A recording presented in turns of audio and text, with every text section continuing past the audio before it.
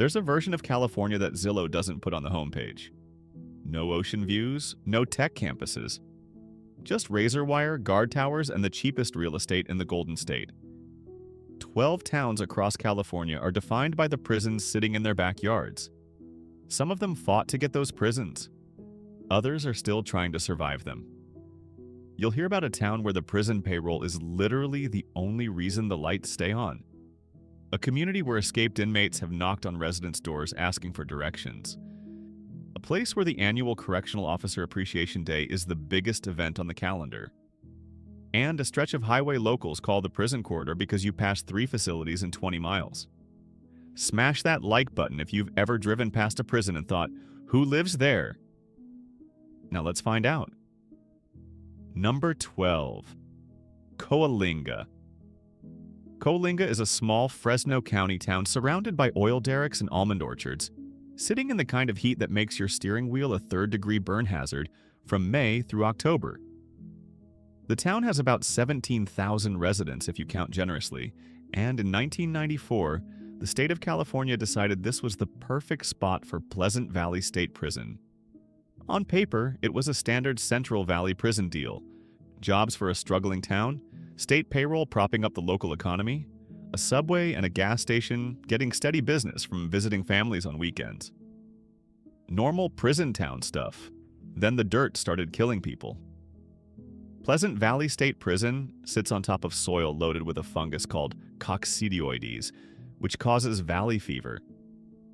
Every time a dust storm kicked up across the yard, every time construction crews broke ground, every time the wind blew, inmates were breathing in spores that attacked their lungs, their bones, their brains.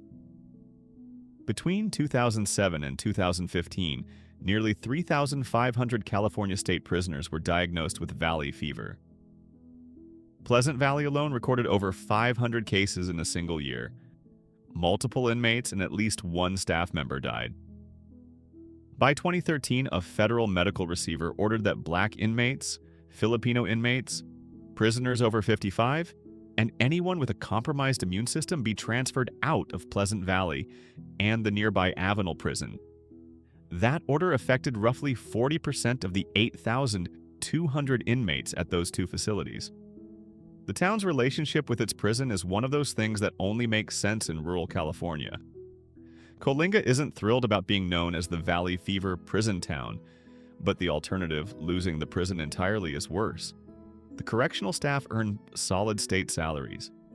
The families of inmates who visit on weekends fill up the motel and the fast food spots along the highway. And every year, the town keeps hosting its annual Horned Toad Derby, a genuine community celebration, as if the prison down the road isn't a federally recognized biohazard. If you're wondering how a town holds a lizard racing festival half a mile from a facility where the air itself is a health risk, welcome to the contradictions of California prison country.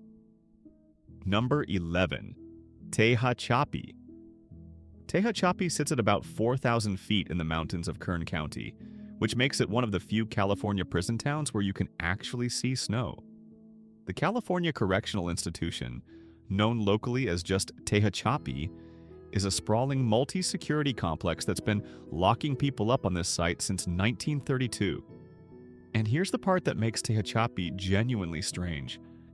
The prison started as the California Institution for Women, the state's first women's prison, and it was famous enough in its day that Hollywood screenwriters name-dropped it in The Maltese Falcon and Double Indemnity. If you've seen those films, congratulations, you've heard of Tehachapi before you even knew it was a real place. The facility converted to a men's prison in 1954 and was renamed, but the Hollywood connection still hangs around town like an old rumor that nobody can confirm or deny. The prison employs a significant chunk of the local workforce. That was supposed to be the deal. Build a prison, save a town.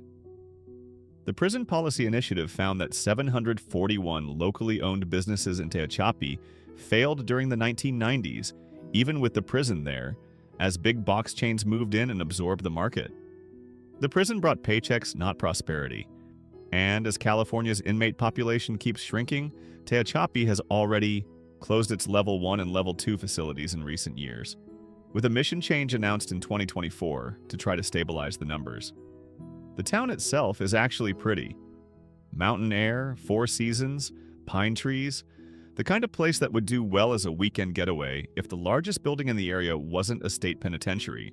Corrections officers who work at CCI earn well above the county average, and their homes are scattered through the surrounding communities, but the economic ripple effect that was promised in the 1930s never materialized into anything transformative. The prison is there, the small businesses are gone, and the mountain views are still interrupted by floodlights. Turns out a prison can be a century old and still have an expiration date. Number 10. Ione. If you've never heard of Ione, don't feel bad. It's a Gold Rush-era foothill town of about 5,100 people in Amador County, tucked into wine country about an hour east of Sacramento. Back in the day, this town had the colorful nicknames Bedbug and Freeze Out, which already tells you everything you need to know about the real estate market before the prison arrived. Mule Creek State Prison opened here in 1987 and immediately became the single largest employer in the entire county. We're talking 1,242 staff positions and an annual operating budget of $157 million pumped into a town that, without the prison, might still be nicknamed Bedbug. Ione's particular flavor of prison town weirdness is the geography. Drive down the main road and you'll pass Mule Creek State Prison, then Preston Castle, which is the massive crumbling Victorian ruin of the old Preston School of Industry Reform School, and then the Cal Fire Training Academy. It's like someone decided to put every institution the state of California has ever used to control or train human beings on a single stretch of pavement. Preston Castle, by the way, is worth the detour. It's a massive, decaying Romanesque building that looks like a haunted boarding school from a horror film. It operated as a juvenile reform school from 1894 to 1960, and today it's a popular destination for ghost hunters, photographers, and anyone who wants to stand in a crumbling hallway and feel deeply uncomfortable. The juxtaposition is almost too perfect. An active state prison, a haunted ruin of a former reformatory, and a wildfire training academy, all on the same road in a town of 5,000 people surrounded by vineyards. That's not a community. That's a theme park for institutional history. And then there's the escape situation. The 1997 Amador County Grand Jury formally criticized Mule Creek for what they called an excessive number of escapes from the minimum security area, along with what they described as a casual attitude among staff about escape potential. A casual attitude about people escaping prison. Imagine buying a house in Amador County wine country, expecting peaceful evenings on the porch, and reading in the local paper that the prison next door has a relaxed philosophy about whether inmates stay inside. That's the kind of detail that doesn't show up on the Redfin listing. Number 9. Chowchilla. Chowchilla is a Madera County town of about 19,000 people that holds a genuinely bizarre distinction. It is home to two massive prisons directly across the road from each other, the Central California Women's Facility, known as CCWF, and Valley State Prison. CCWF was for years the single largest women's prison in the entire United States. It houses California's female death row. The town's relationship with its prisons is unusually literal. The 2020 census found that 30.3% of Chowchilla's population was institutionalized. And in 1996, Chowchilla performed what's called a non-contiguous annexation of CCWF, which means the town literally reached out and absorbed the prison into its official city limits. They wanted those census numbers. They wanted that population count. In a state where your head count determines your share of state and federal funding, having a few thousand inmates on your books is basically free money. Except those inmates can't vote, can't shop locally, and can't exactly attend town hall meetings. Chowchilla's other claim to fame is darker and completely unrelated. In 1976, 26 schoolchildren and their bus driver were kidnapped and buried alive in an underground trailer in a quarry. They escaped by digging their way out. The Chowchilla kidnapping became one of the most infamous crimes of the decade. If you're keeping score, this town has the largest women's prison in America and one of the most terrifying kidnappings in modern history. The Chamber of Commerce has their work cut out for them. The census game that Chowchilla plays is actually a statewide phenomenon that prison towns have exploited for decades. Until California changed the law in 2011, every incarcerated person was counted as a resident of wherever the prison sat, not where they actually lived before being locked up. That meant rural towns with prisons got inflated population numbers, which meant more political representation and more funding. Chowchilla annexing CCWF was just the most shameless version of a game every prison town was playing. The state finally ended it, but the legacy is baked into Chowchilla's infrastructure, its budget, and its identity. Number 8. Vacaville. Vacaville is different from every other town on this list because it's actually a real city. It sits in Solano County between San Francisco and Sacramento, has a diversified economy thanks to Travis Air Force Base and commuter housing, and you can get a decent latte without driving 45 minutes. It is not the middle of nowhere. What makes Vacaville's prisons notable isn't the economics, it's the residents. The California Medical Facility, or CMF, opened in 1955 and serves as the medical and psychiatric hub for the entire California prison system.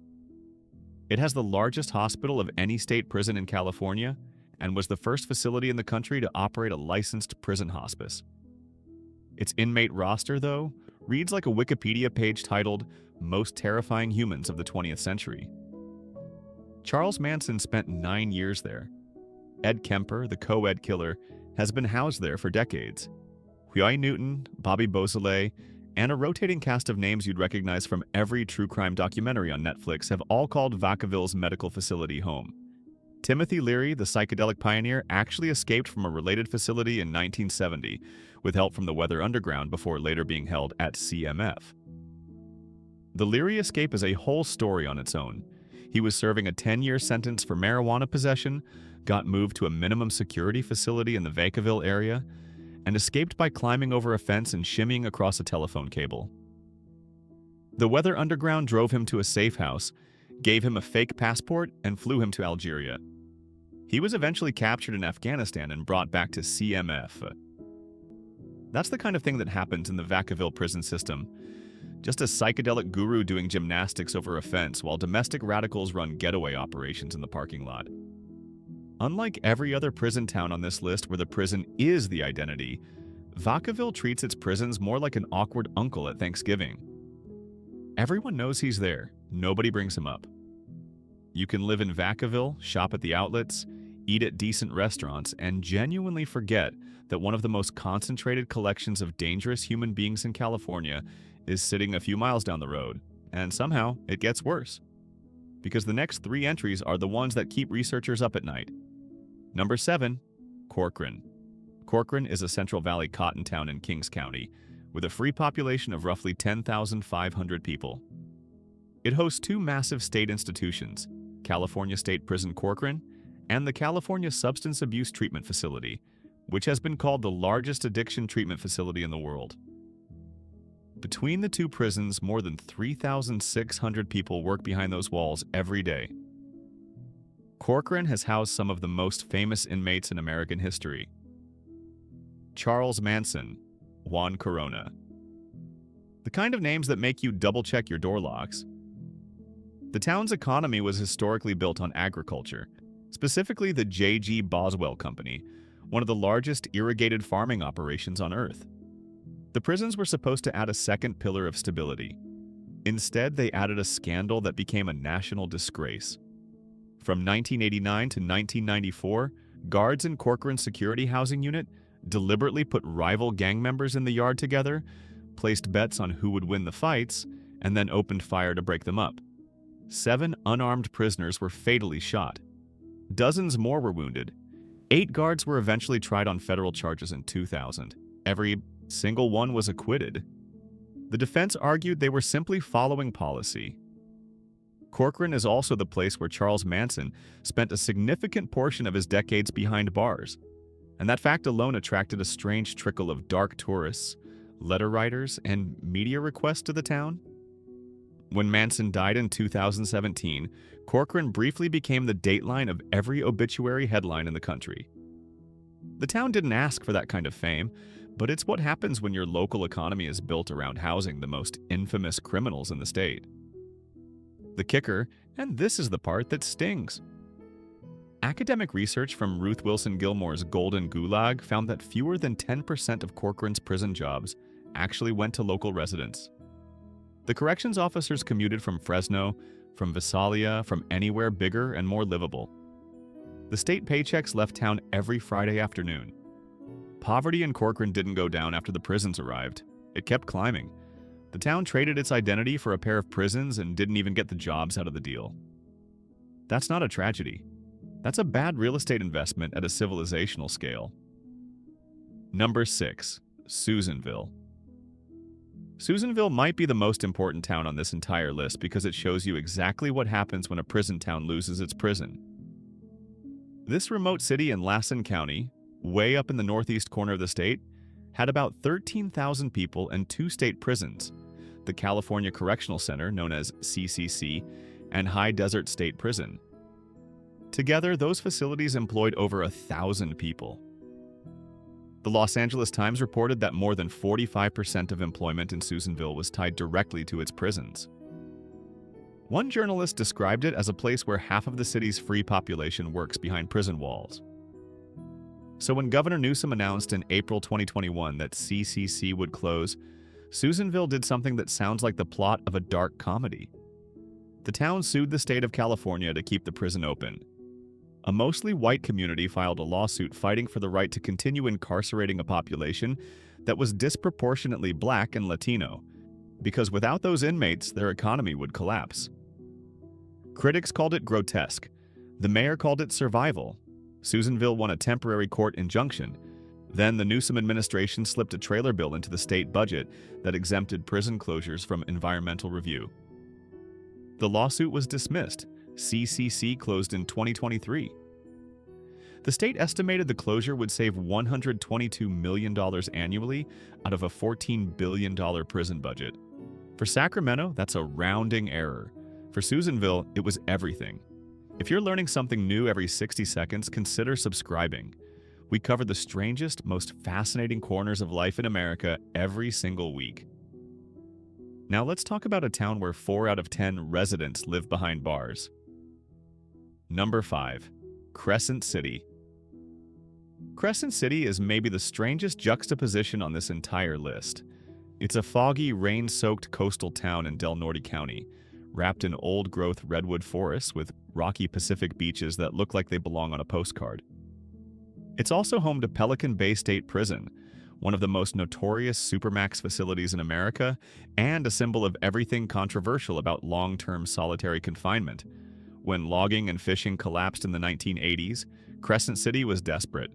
The state built a $277 million prison, and suddenly the town had a future again. Pelican Bay employs over 1,600 staff, roughly 1 employee for every 2 prisoners. The local economy absorbs an estimated $90 million a year from the prison's operations. The county assessor once said it plainly: "Without the prison, we wouldn't exist. The census math tells the real story." In 2010, roughly 41% of Crescent City's official population was incarcerated. The free population is only about 4,500 people. Pelican Bay held over 3,100 inmates against a design capacity of 2,380. In 2011, inmates in the security housing unit launched a hunger strike that spread to over 6,600 prisoners across 13 California facilities. 2 years later, a second strike hit nearly 30,000 inmates statewide. The protests were about solitary confinement conditions, but the epicenter was always Pelican Bay, always Crescent City, a town of 4,500 free residents sitting at the center of a crisis that shook the entire state prison system. What makes Crescent City's situation even more precarious is geography. Del Norte County is one of the most isolated counties in California. The nearest city of any real size is Medford, Oregon, about 80 miles north. There's no interstate highway, no major airport. The main economic alternatives to the prison are fishing, cannabis cultivation, and tourism from people visiting the Redwoods and Jedediah Smith Park. The entire GDP of Del Norte County in 2022 was under $1 billion. Take away Pelican Bay and that number craters. Keep Pelican Bay, and you have a town defined by a supermax prison surrounded by some of the most beautiful forests on Earth. The tourism brochure essentially reads, "Come for the Redwoods. Try not to think about the solitary confinement happening 3 miles from your campsite." Number 4, Delano. Delano is a Kern County table grape town about 30 miles north of Bakersfield, and if that name sounds familiar, there's a reason. This is where Cesar Chavez and the United Farm Workers launched the grape strike and boycott in 1965. Delano is literally the birthplace of the American farm worker labor movement. It's on the map because of dignity, fair wages, and the fight against exploitation. Then the state built 2 prisons a mile apart. North Kern State Prison opened in 1993, and Kern Valley State Prison followed. Together with the county's other facilities, they give Kern County one of the largest incarcerated populations in the entire state. About 20% of Delano's official population is behind bars. Kern Valley State Prison alone operates on a $123 million annual budget. Delano lobbied for those prisons during the building boom of the early 1990s, and they fundamentally changed the town. A new sewage system, upgraded electrical infrastructure, the transformation from a migrant farm worker settlement into something resembling a small city. The prison didn't just employ people, it literally built the plumbing. The irony that cuts deepest is the recruitment. Today, the California Department of Corrections and Rehabilitation sends recruiters to career days at Cesar Chavez High School in Delano. The high school, named after the man who fought against labor exploitation, is now a pipeline for careers in the prison system. Nobody writes that on the welcome sign. Delano is also a fascinating case study in how prisons physically transform a town. Before the prisons arrived, Delano's infrastructure was built for agricultural workers. After North Kern and Kern Valley opened, the town grew immensely. New sewage systems, upgraded power lines, paved roads that had been dirt. The prison didn't just bring jobs, it brought modernity. The uncomfortable question that nobody in Delano wants to answer is whether a town should have to imprison thousands of people to get functional plumbing. That's not economic development. That's a hostage negotiation with the state. Number 3. Blythe. Blythe is the cautionary tale that already happened.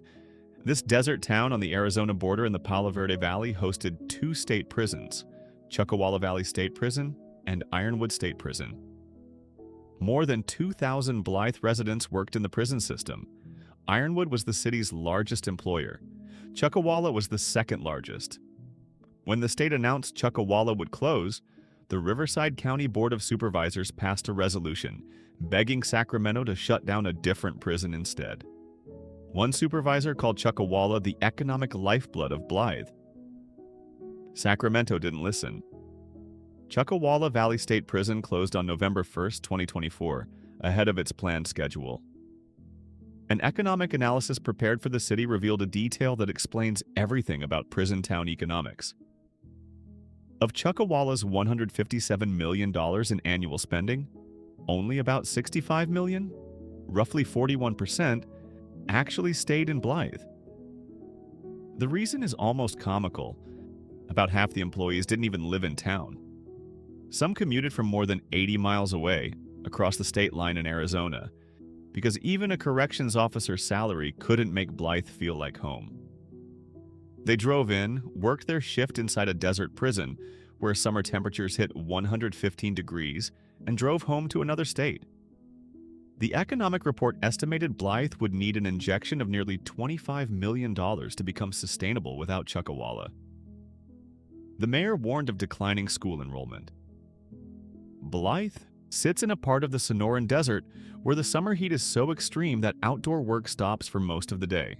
The prisons were one of the few year-round operations that kept going through 115-degree afternoons, because inmates don't get to choose not to be incarcerated when it's hot. The guards earned hazard differentials. The inmates just endured. The town is still figuring out what comes next when your second largest employer simply ceases to exist. Ironwood State Prison remains open for now, but Blythe residents are watching other closures across the state and asking the obvious question. If the state closed Chowchilla, what's stopping them from closing Ironwood too? For a desert town with limited water, brutal heat, and an economy that was already hanging by a thread, the answer might be nothing. Number 2. Soledad. Soledad sits in the Salinas Valley, the agricultural heartland of Monterey County. This is Steinbeck country. The rolling hills, the lettuce fields, the fog that settles into the valley at night and makes everything look like a literary novel. The town is about 79% Hispanic and Latino, built on generations of farm worker families. It's also home to the correctional training facility, universally called Soledad, which opened in 1946 and sits adjacent to Salinas Valley State Prison. If you know anything about the prison reform movement of the 1960s and 70s, you've heard the name. George Jackson and the Soledad brothers became a national cause after guards killed 3 black inmates in the exercise yard in 1970. Today, Soledad faces a different kind of crisis. In February 2026, the Legislative Analyst's Office singled out the correctional training facility as a strong candidate for closure. The math is brutal. Closing it would save roughly $150 million a year. Keeping it open means eventually paying for a $296 million kitchen replacement and an $83 million fire alarm overhaul. The building is literally falling apart. The Corrections Officers Union is fighting back, warning that prison capacity can't be turned on and off like a light switch. The state legislature has directed corrections officials to name the next prison for closure by November 2026. Soledad is near the top of that list, and for a town named after the Spanish word for solitude, sitting in the valley where John Steinbeck said of mice and men, there's a literary cruelty to the whole situation that no novelist would dare invent. A place called Solitude in Steinbeck's Valley, where the prison that made it famous is about to disappear, leaving the town alone for real this time. If you've been watching these entries stack up and thinking, wait, is California just pulling the rug out from under all these towns at once? That's exactly what's happening. And if you're still here, you clearly have good taste. Hit that like button. You've earned it. Because our number 1 pick is unlike anything else on this list. Number 1. San Quentin. Every other town on this list is a small, struggling, rural community that depends on its prison to survive. San Quentin is the exact opposite. It's the most expensive prison neighbor in America. San Quentin State Prison opened in 1852, making it California's oldest prison, and it sits on 435 acres of waterfront property jutting into the San Francisco Bay. The views from the prison yard include the Richmond-San Rafael Bridge, the Marine Headlands, and on a clear day, the San Francisco skyline. Real estate strategists have estimated this land could be worth somewhere between $1 and $2 billion. One state senator reportedly quipped that California's inmates don't exactly need an ocean view. The residential community of San Quentin is tiny, about 40 single-family homes and a small condo complex, most of which were originally built for prison staff in the 1850s. The local post office has been operating since 1859. Homes here have historically sold below Marin County's eye-watering median price for obvious reasons. One resident admitted to initially being against living near the prison before buying anyway and never regretting it. San Quentin held the largest death row in the nation, conducted all of California's executions, and housed Charles Manson, Sirhan, Scott Peterson, and Richard Allen Davis at various points. Johnny Cash played a legendary concert there in 1969. For decades, it was the most famous prison in America. Then everything changed. Governor Newsom signed a death penalty moratorium in March 2019, and within hours had the gas chamber dismantled. Workers hauled out the green metal execution chair and posted a sign on the door. By May 2024, every person formerly on San Quentin's death row had been transferred to other facilities. In 2023, Newsom announced the prison would be reimagined as the San Quentin Rehabilitation Center, modeled after Norway's prison system. An 81,000 square foot learning center, funded by a $239 million bond, was unveiled in February 2026. The facility is also home to Mount Tamalpais College, the first accredited college in the United States, based entirely behind bars. So here's where California's prison story lands. The real question isn't whether these towns can survive without their prisons, it's whether they were ever really surviving with them. If this is the kind of content that actually makes you think, subscribe. We put out videos about the strangest, most honest corners of American life every single week. Click the video on screen for the next one. I'll see you there.